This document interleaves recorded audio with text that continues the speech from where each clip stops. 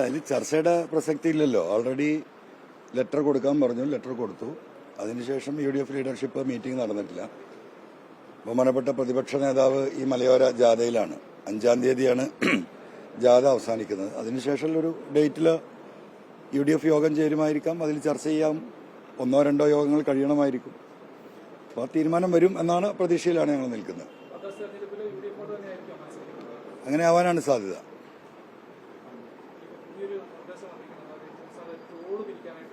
അതെ, അതിപ്പോൾ ഇന്നലെ ട്രിവാൻഡ്രത്ത് വെച്ച് ഇന്നലെ തിരുവനന്തപുരത്തെ നേതൃസംഘം ഉണ്ടായിരുന്നു. അവിടെ പത്രപ്രതിനിധികളുണ്ടായിരുന്നു. ഇപ്പോൾ സംസ്ഥാനത്ത് നമ്മൾ മൊത്തത്തിൽ നോക്കുകയാണെങ്കിൽ ഇപ്പോൾ നടന്നുകൊണ്ടിരിക്കുന്നത് കൃത്യമായി 3 വാക്കുകളിൽ നമ്മൾ ചുരുക്കുകയാണെങ്കിൽ 1 സ്വജനപക്ഷപാതമാണ്, 2 അഴിമതിയാണ്, 3 പിടിച്ചുപറിയാണ്.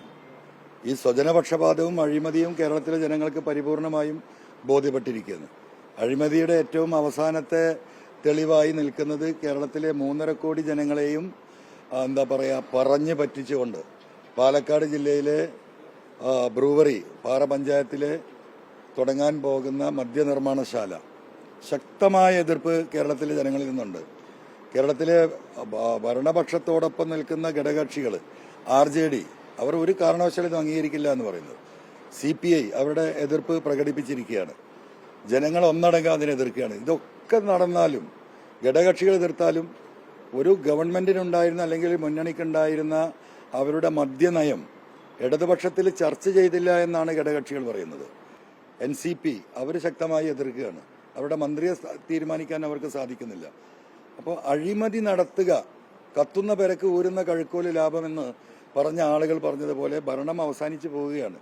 പശ്ചിമ ബംഗാളിൽ എന്താണോ സംഭവിച്ചത് അതിന്റെ മറ്റൊരു രീതിയിലേക്ക് കേരളത്തിലെ CPM-ഉം ഇടതുപക്ഷവും നടന്ന് നീങ്ങുന്ന കാഴ്ചയാണ് കാണുന്നത്. 3ാമത്തെ വിഷയമാണ് ഞാൻ ഈ പറഞ്ഞത്. അഴിമതി കഴിഞ്ഞാൽ പിന്നെ ഉള്ളത് ഇനി എന്താ, പിടിച്ചു പറിക്കാൻ നോക്കുകയാണ്.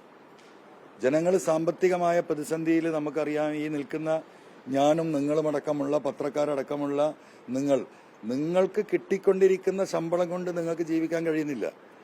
ആ ശമ്പളത്തിൽ കുറവ് വന്നുകൊണ്ടല്ല, ഇവിടെ ജീവിത ചെലവ് വർദ്ധിക്കുകയാണ്. വിലക്കയറ്റം എന്ന് പറയുന്നത് ഇന്ത്യയിലെ മറ്റൊരു സംസ്ഥാനത്തും ഇല്ലാത്ത വിധം അതിശക്തമായി ഓരോ ദിവസവും രാവിലെ ഒരു വില, ഉച്ചക്കൊരു വില, വൈകുന്നേരം ഒരു വില. ഇപ്പോൾ ഒരു സാധാരണക്കാരായ മനുഷ്യര് അവരെ കുടുംബജീവിതത്തിന് അവർക്കൊരു സാമ്പത്തിക ചട്ടക്കൂടുണ്ടാവും.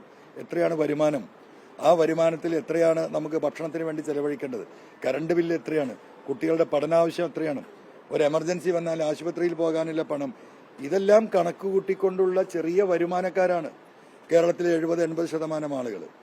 അവരുടെ ജീവിതം പരിപൂർണമായും ദുസ്സഹമാണ്. വിലക്കയറ്റം കൊണ്ട് അവർക്ക് മുന്നോട്ട് പോകാൻ കഴിയില്ല. ഒരു ഇരുചക്ര വാഹനമുള്ളവൻ പുറത്തിറങ്ങിയാൽ പോക്കറ്റടിക്കാൻ തീരുമാനിച്ച മന്ത്രിസഭാ തീരുമാനമാണ് കിഫ്ബി വഴി ഉണ്ടാക്കിയ റോഡുകൾ, പാലങ്ങൾക്ക് ടോൾ പിരിക്കുമെന്ന് പറയുന്നത്. ഇവിടെ ടോളിന് ഏറ്റവും കൂടുതൽ ഇന്ത്യയിൽ നാഷണൽ ഹൈവേ ഉൾപ്പെടെയുള്ളവർ ടോൾ ഏർപ്പെടുത്തിയപ്പോൾ അതിനെ ശക്തമായി എതിർക്കുകയും അതിന് സമരം ചെയ്യുകയും അക്രമ സമരങ്ങളിലേക്ക് വരെ പോവുകയും ചെയ്ത ഒരു പാർട്ടിയും അതിന്റെ മുന്നണിയും ഈ ജനങ്ങളെ കൊള്ളയടിക്കാൻ ഇനി ടോൾ പിരിക്കാൻ പോവുകയാണ്. ആലപ്പുഴ അങ്ങാടിക്ക് ചുറ്റും, ഈ മുനിസിപ്പാലിറ്റിക്ക് ചുറ്റും നിങ്ങൾ നടന്നാൽ എത്രയോ റോഡുകൾ കിഫ്ബി വഴി ഉണ്ടാക്കിയിട്ടുണ്ട്. ഇതിനൊക്കെ നികുതി ചുമത്താൻ തുടങ്ങിയാൽ വൈകുന്നേരമാകുമ്പോഴേക്കും 2 കാലിച്ചായ കുടിക്കാൻ പോക്കറ്റിൽ വെച്ച 100 രൂപ ഈ സർക്കാരിന്റെ പിച്ചച്ചട്ടിയിലേക്ക് നമ്മൾ വലിച്ചെറിഞ്ഞു കൊടുക്കേണ്ട ഗതികളിലേക്ക് കേരളം പോവുകയാണ്. മാത്രമല്ല, പത്രക്കാരായ നിങ്ങളിത് മനസ്സിലാക്കേണ്ടത്, ഈ KIIFB Kerala infrastructure fund development board ഉണ്ടാക്കുമ്പോൾ സർക്കാരിന്റെ നയം എന്തായിരുന്നു നിയമസഭയിൽ പറഞ്ഞിരുന്നത്? ഇത് നാടിന്റെ പൊതുവായ വികസനത്തിന് കേന്ദ്രത്തിൽ നിന്ന് കൃത്യമായ പണം കിട്ടാത്തത് കൊണ്ട് ഈ പണം ഉപയോഗിച്ചുകൊണ്ട് വിവിധ ബാങ്കുകളിൽ നിന്ന്, ധനകാര്യ സ്ഥാപനങ്ങളിൽ നിന്ന് ഫണ്ട് ശേഖരിച്ച് അത് വെച്ച് കേരളത്തിൽ ഞങ്ങൾ ഡെവലപ്പ് ചെയ്യാൻ പോവുകയാണ്. ഇതായിരുന്നു ഞാനടക്കമുള്ളവർ പറഞ്ഞിരുന്നത്. അങ്ങനെയാണ് ഇവിടെ കുറെ ഡെവലപ്മെന്റ്സ് നടന്നത്. ഇതിന് തിരിച്ചടവായി ബാങ്കുകൾക്ക് അന്നേ സർക്കാർ കൊടുത്തിരിക്കുന്ന ഉറപ്പെന്താണ്? നമുക്കറിയാം, ഇവിടെ വരുന്ന പെട്രോളിയത്തിൽ നമ്മൾ സെസ് ചുമത്തുന്നുണ്ട്.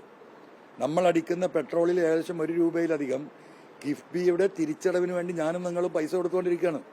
നിങ്ങൾ ഇന്ന് രാവിലെ പെട്രോൾ അടിച്ച് ഈ പത്രസമ്മേളനത്തിലേക്ക് ഇങ്ങോട്ട് കടന്നു വരുമ്പോൾ ഇന്ന് രാവിലെ തന്നെ നിങ്ങൾ കിഫ്ബിയിലേക്ക് പണമടച്ചിട്ടുണ്ട്. അതിന് പുറമെ GSTയിൽ നിന്ന് സർചാർജ് ഈടാക്കുന്നുണ്ട്. ഇത് രണ്ടും വെച്ചുകൊണ്ട് കിഫ്ബിയുടെ അടവ് സുന്ദരമായി നടന്നു പോകുന്നുണ്ട്. അതിലേക്കാണ് ഇനി അവർ നടത്തിയ ഡെവലപ്മെന്റ്സിന് പണം പിരിക്കുമെന്ന് പറയുന്നത്. നാളെ വിദ്യാഭ്യാസ സ്ഥാപനങ്ങൾ ഒരുപാട് സ്കൂൾ കെട്ടിടങ്ങൾ ഉണ്ടാക്കിയിട്ടുണ്ട്.